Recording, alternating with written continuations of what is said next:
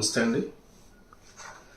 కూటమిలో అన్ని పార్టీల నాయకులకి, అన్ని పార్టీల కార్యకర్తలకి, ముఖ్యంగా జనసేన పార్టీ వీర మహిళలకి, అలాగే జన సైనికులకి కూడా నా శుభాకాంక్షలు, నూతన సంవత్సర శుభాకాంక్షలు. కాస్త లేట్ అయినా సరే, ఇప్పుడు కూటమి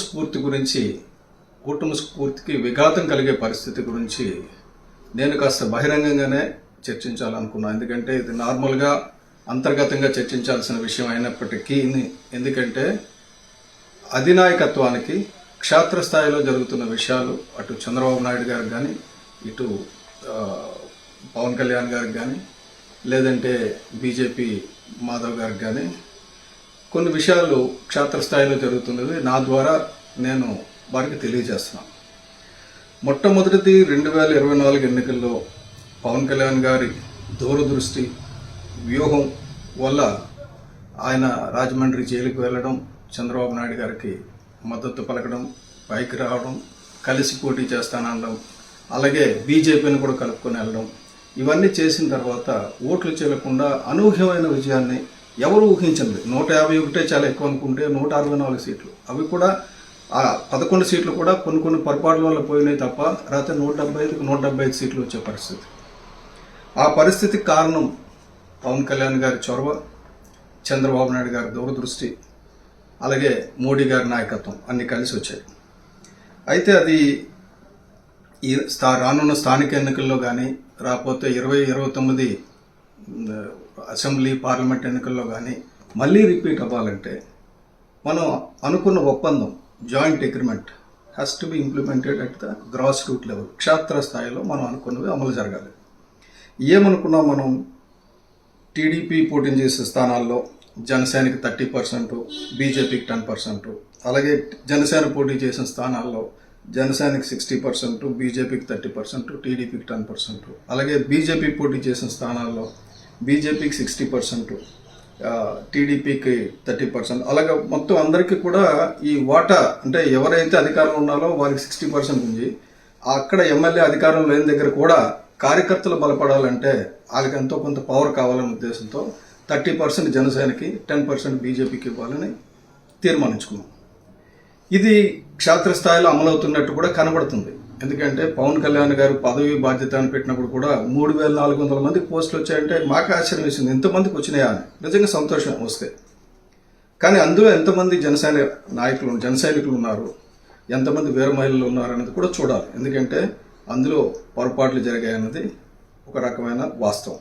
చాలామంది పదవులు ఇచ్చేసిన వాళ్ళ పేర్లు జనసేన పెట్టారు తప్ప వాళ్ళ జనసేన పార్టీ గురించి ఎప్పుడు పనిచేసిన వాళ్ళు కాదు.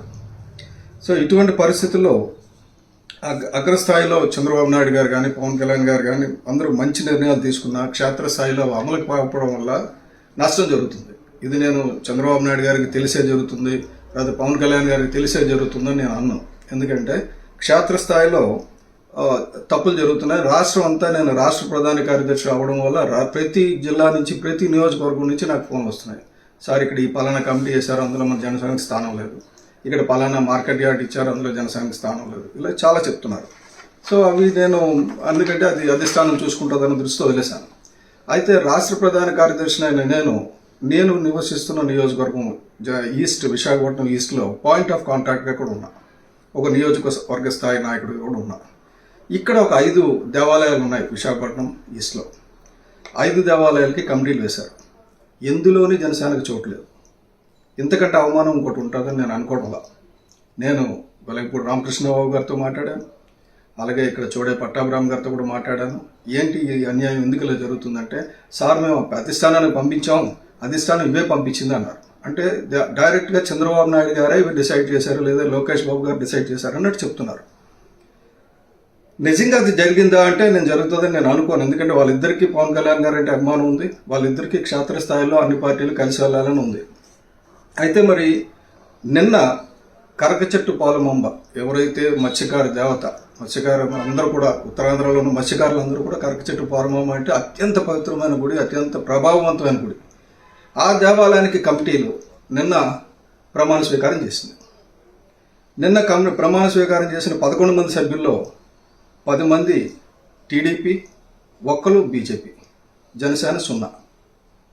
నేను ఎమ్మెల్యే గారిని అడిగా, ఏంటి అంటే లేదండి ఇవ్వాలండి, మీకు తప్పు జరిగింది. తప్పు జరగడం ఏంటి, 30% అడిగారు, 3 సీట్లు ఇవ్వాలి కదా, 3 కాకపోతే 2 ఇవ్వాలి, 2 కాకపోతే 1 ఇవ్వాలి, 1 కూడా లేకుండా 0 అన్నది కరెక్ట్ కాదండి, ఇది నేను పైకి తీసుకెళ్తున్నాను అని కూడా చెప్పాను. వాళ్ళు చాలా మర్యాదగానే చెప్పారు. కానీ ఇదే పరిస్థితి ప్రతి చోట కొనసాగుతుందన్నది నాకు ఒక అనుమానం వచ్చి ఈ వీడియో పెడుతున్నాను. ఎక్కడైనా సరే క్షేత్రస్థాయిలో జనసేనకు రావాల్సిన 30% రాకపోతే డెఫినెట్గా మీరు అక్కడ స్థానిక నాయకులను నిలదీయండి, అలాగే అధిష్టానాన్ని తెలియజేయండి.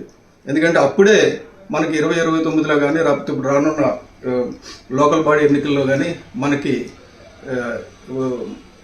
సముచితమైన రిజల్ట్స్ వస్తాయి. లేదంటే మళ్ళీ చచ్చిందనుకున్న జగన్ పార్టీ మళ్ళీ బలపడుతుంది, మళ్ళీ రోడ్డు మీద ఎక్కుతుంది. కాబట్టి నేను చంద్రబాబు నాయుడు గారికి, పవన్ కళ్యాణ్ గారికి ఈ విషయంలో జోక్యం చేసుకొని నియోజకవర్గ స్థాయిలో ఎవరికైనా ఇచ్చారు, రాష్ట్ర స్థాయిలో 5,000 వచ్చినాయి 3,000 వచ్చినాయి కాదండి, నియోజకవర్గ స్థాయిలో జనసేనకి ఎన్ని ఇచ్చారు, బీజేపీకి ఎన్ని ఇచ్చారు, టీడీపీ ఎన్ని తీసుకుంది అన్నది ప్రతి టెంపుల్ పైన కూడా, ప్రతి టెంపుల్ కమిటీలో కానీ మార్కెట్ కమిటీలో కానీ ఎక్కడైనా సరే అవి కనబడాలి.